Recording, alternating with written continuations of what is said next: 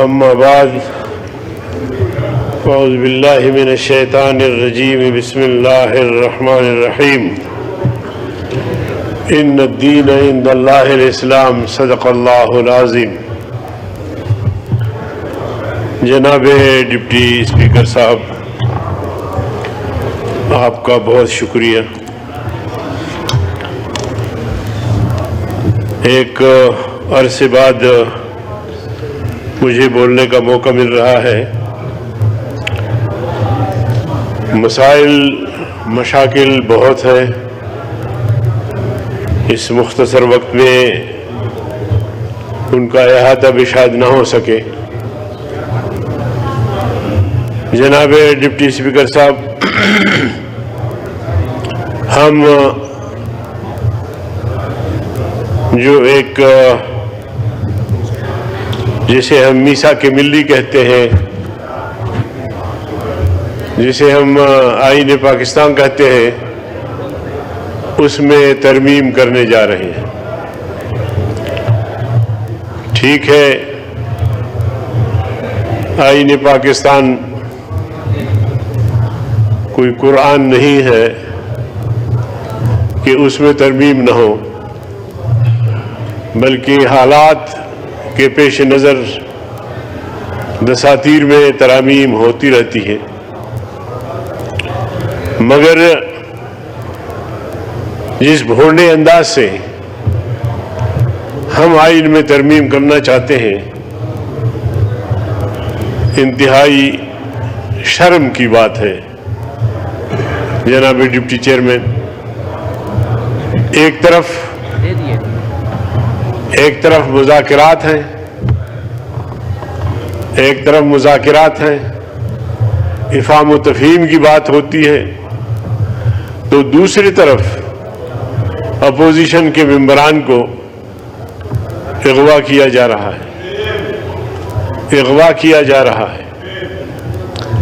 میرے جماعت کے ایک ممبر کو بھی اغوا کیا گیا۔ بی این پی مینگل کے 2 ممبر ہیں، ایک ممبر جو خاتون ہے، اس کے شوہر اور بیٹے کو، نسیمہ شاہ، اس کے بیٹے کو اور شوہر کو اغوا کیا گیا ہے، اب تک کوئی پتہ نہیں ہے۔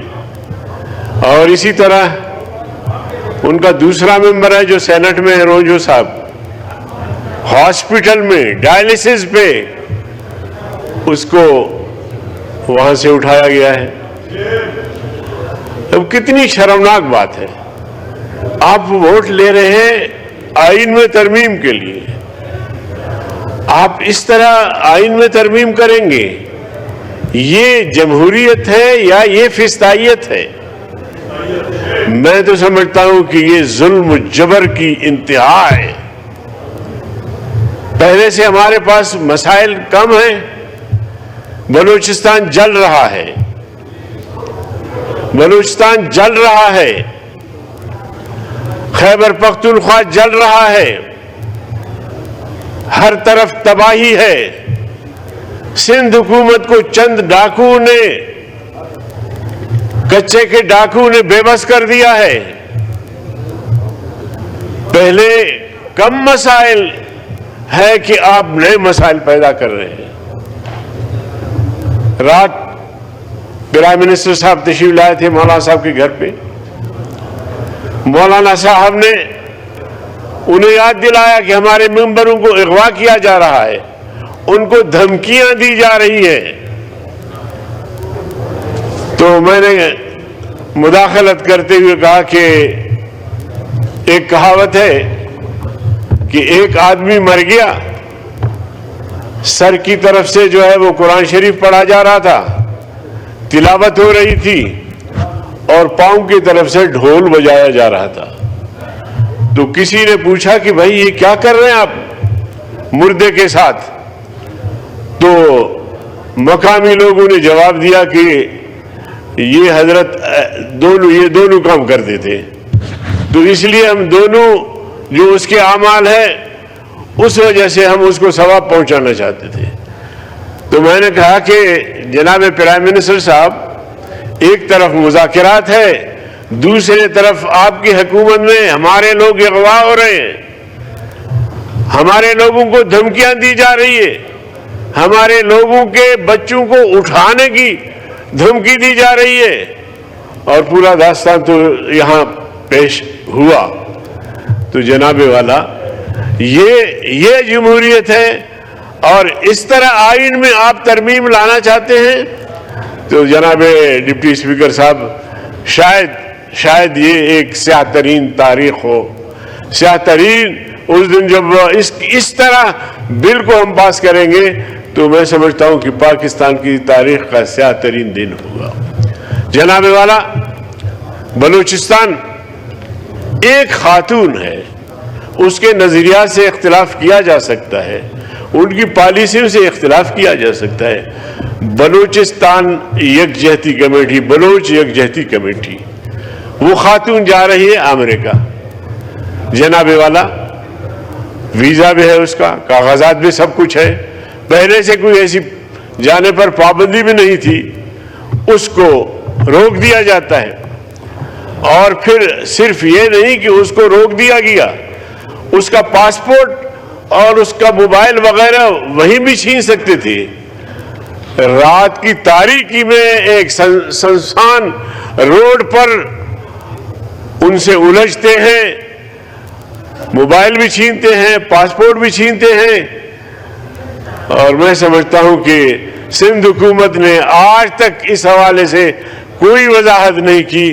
میں سمجھتا ہوں کہ یہ بھی ڈوب مرنے کا مقام ہے۔ آپ کیسے پاکستان کو چلا رہے ہیں؟ جناب والا، ایوب خان سے لے کر آج تک بلوچستان مسلسل ظلم سہتا رہا ہے، ظلم سہتا رہا ہے۔ ان چار دیواریوں میں ہم نے مسلسل آواز بلند کی ہے۔ مجھے تقریباً 30 سال ہوتا ہے پارلیمنٹ میں، تیسری بار قومی اسمبلی میں، 3 مرتبہ سینٹ میں، اور بلوچستان کے مسائل جہاں بھی ظلم ہوا، چاہے سندھ میں ہو، چاہے خیبر پختونخوا میں ہو، چاہے پنجاب میں ہو، ہم نے بات کھل کر رکھی، بغیر کسی لیپا پوتی کے صحیح آئینہ دکھایا حکمرانوں کو۔ مگر آپ بتائیں چیئرمین صاحب، آپ کی سندھ میں کیا ہو رہا ہے؟ آپ کی سندھ کی کیا پوزیشن ہے؟ چند ڈاکوؤں کے سامنے حکومت بے بس ہے، اور یہاں تک کہ ہمارے بلوچستان کے کچھ لوگوں کو کندکوٹ کے ایریا میں اغوا کیا جاتا ہے، شکارپور کے ایریا میں اغوا کیا جاتا ہے، وہاں سے قبائل لشکر لے کے کچے میں گھستے ہیں۔ حکومت میں یہ سکت نہیں ہے کہ وہ کچے میں گھس کر ان لوگوں کو بازیاب کرے۔ تو جناب والا، یہی خیبر پختونخوا کا حال ہے، یہی جو ہے پورے ملک کا حال ہے۔ میں کسی صوبے کو بھی تانا نہیں دیتا، مگر جو برسر اقتدار طبقہ ہے، جو حکمران طبقہ ہے، ان کا یہ حص ختم ہو چکا ہے۔ جمہوریت اسے کہتے ہیں۔ ایوب خان کی آمریت کو ہم نے چیلنج کیا، ضیاء الحق کی آمریت کو ہم نے چیلنج کیا، جیلیں کاٹی۔ یحییٰ خان کی آمریت کو ہم نے چیلنج کیا، پرویز مشرف کی آمریت کو ہم نے چیلنج کیا۔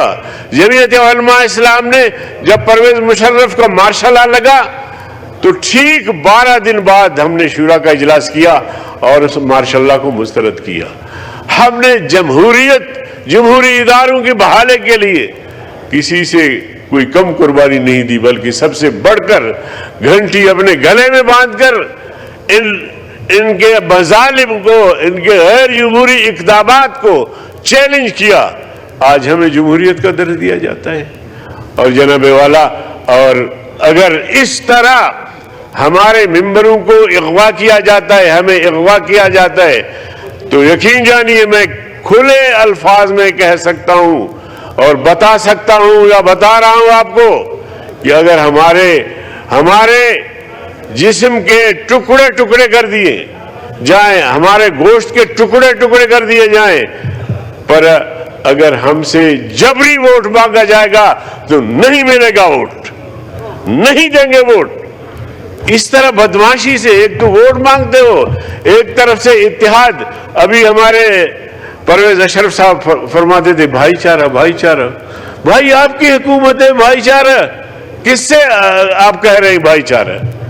بھائی چارے کی فضا تو آپ قائم کریں، آپ کی حکومت ہے، صدر پاکستان آپ کا ہے، وزیر اعظم ہے، آپ سب اتحادی ہیں، بھائی چارہ کی بات کرتے ہو، بھائی چارہ ہے نہیں، تو یہ انتہائی شرمناک ہے۔ میں شدید مذمت کرتا ہوں حکومت کے ان اقدامات کی کہ ایک طرف وہ مذاکرات بھی کر رہی ہے اور دوسری طرف ہمارے ممبروں کو اغوا بھی کیا جا رہا ہے۔ تو جناب والا، بلوچستان کے حالات بہت خطرناک حد تک پہنچے ہیں، خیبر پختونخوا کے حالات خطرناک حد تک پہنچ چکے ہیں، وہاں کی خبریں آپ تک پہنچ رہی ہوں گی کہ وہ اب وہاں تک پہنچے ہیں کہ وہاں سے شاید لوٹ کر آنا ممکن نہیں ہے۔ تو میں بہرکیف حکومت کی جو کارکردگی ہے یا کردار ہے، اور خاص طور پہ اس بل کے حوالے سے، انتہائی افسوسناک اور انتہائی شرمناک ہے۔ تو اس قسم کی حرکتوں سے باز آئیں، اور جو ممبران پارلیمنٹ اغوا کیے گئے ہیں ان ممبران کو رہا کیا جائے، اور اس کے بعد ووٹ مرضی کا ہے۔ ہمیں یقین جانیے، یہاں تک پتا چلا کہ ایک ووٹ کا جناب والا 50 کروڑ تک بولی لگی ہے، اور اس سے بھی شاید آگے۔ تو یہ کیا جمہوریت ہے؟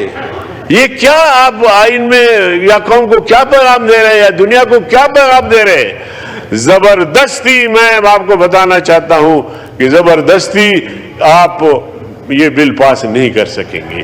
اب اگر آپ ایک مصنوعی اکثریت میں بنا لیں تو یہ قوم کا متفقہ ترمیم نہیں ہوگا، اور انشاءاللہ آپ دیکھیں گے پھر ہم سڑکوں کو بھر دیں گے کہ حکومت نے زبردستی کی، جبر کیا، ہمارے لوگوں کو پابند سلاسل کیا، اور مصنوعی اکثریت کے بنیاد پر بل پاس کیے۔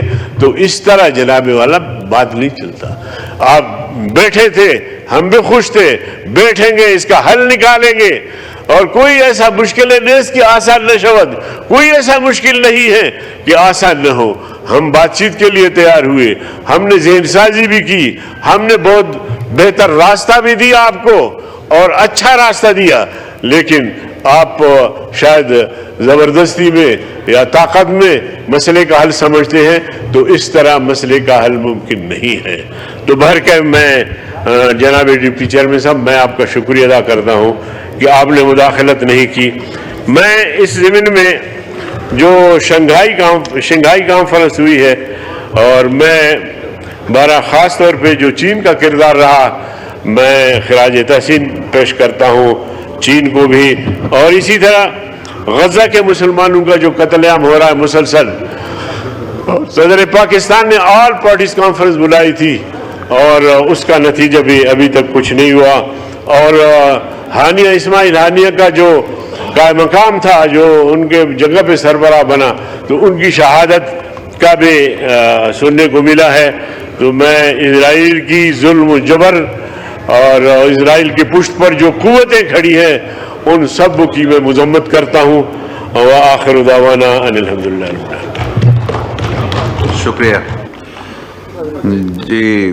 سردار یعقوب خان ناصر صاحب۔